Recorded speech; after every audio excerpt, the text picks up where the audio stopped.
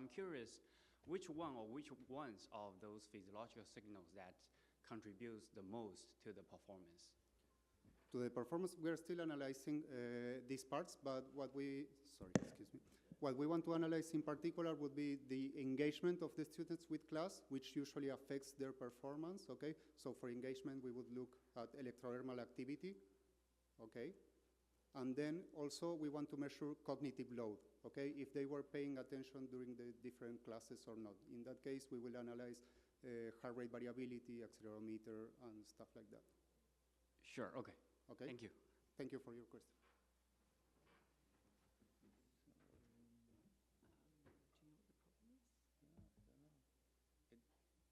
It says it works.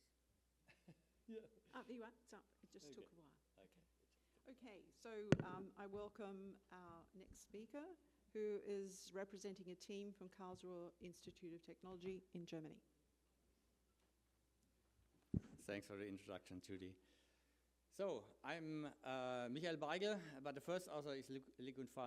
Unfortunately, can't be here due to visa problems. And I have to present this paper, which is about investigating the passive haptic learning with three sensations where we looked into. But before I come into that and also to the wearables, I want to give a short definition. What is passive haptic learning? Passive haptic learning we define as learning through tactile force feedback while doing something else. So you get some haptic touch and do something else, and the haptic touch expresses some information and you learn that. Yeah? So sometimes it is unconscious, or if in any case it should be effortless. There is some debate how much this is the case. In any case, you do not have attention to the learning. This is important because otherwise it's not passive.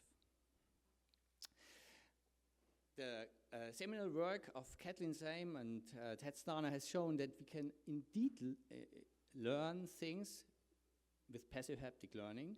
For example, music play or Morse codes. And we here have the example of music playing chosen for looking into the sensation, because normally you use vibration sensation like you have in your smartphone or in a smartwatch. But now there are also different ways to give you sensation. And Kress, for example, observed that the somatosensory areas in the insula of the human brain show different responses to stroking and tapping. And vibration is basically a combination of that. So it's interesting to see, is it related to the one or the other? Yeah, stroking has also been identified as an affective emotion, sensation. It goes to a different part of the brain, but also uses different cells, actually. So the C fibers are responsible for the affective touch, while the A beta fibers are responsible for the discriminative touch. So we have different cells, nerve cells, and we have different brain. And how does it influence?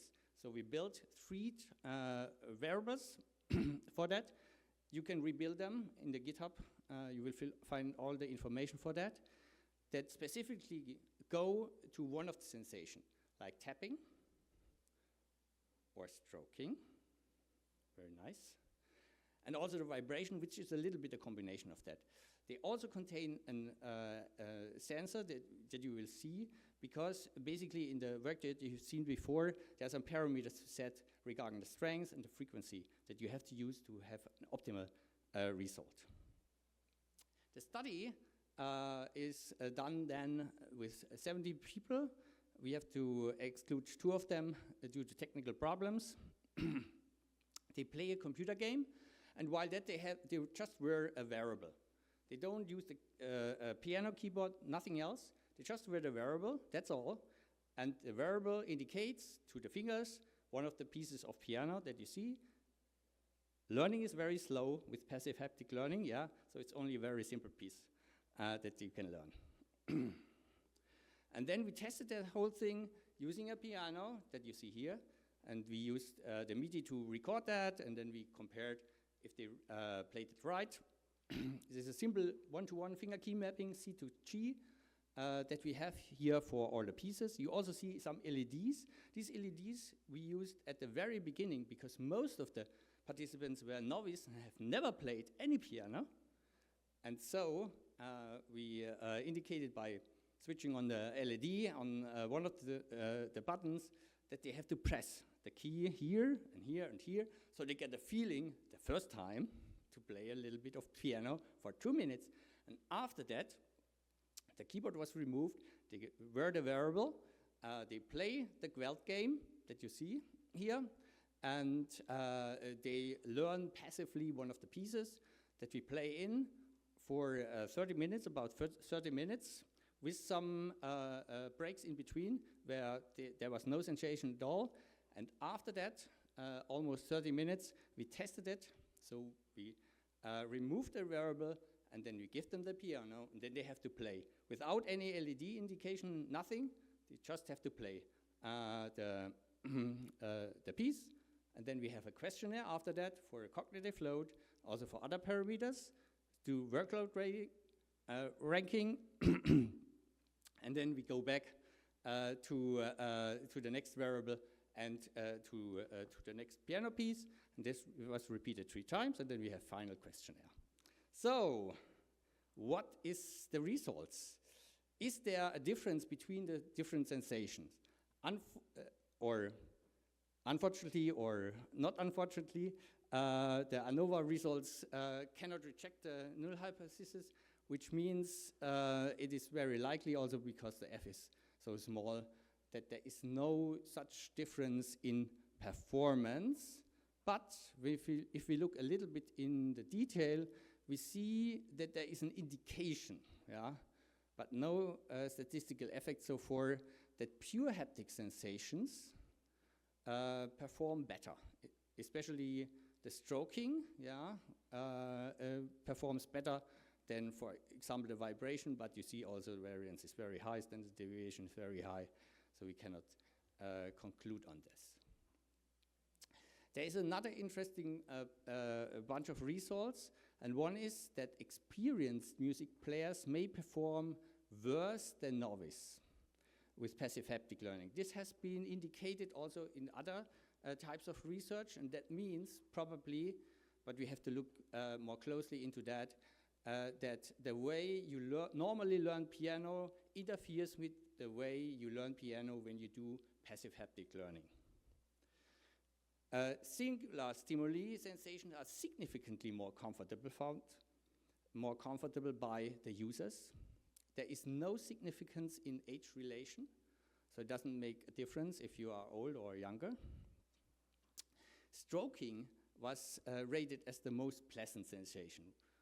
And there is also a subjective efficiency was highest for tapping, so people believe that with tapping, because it's so clear indication, they learn the fastest way, which is not the case.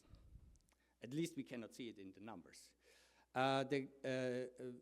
The distraction task, or the primary task, basically the games that they play, is the score is almost the same for all 3 sensations, and also the performance basically is the same all the time. So we do not have a shift of attention to passive haptic learning. Yeah, and that's for the talk. We are hiring, by the way, who is interested in such things, and also in cool devices like open wearables or machine learning for activity recognition or passive haptic learning. HML.org is a project of us. You may have a look at. You can also use it. It's free of charge and is a service. It's provided to research, and I'm happy to take questions.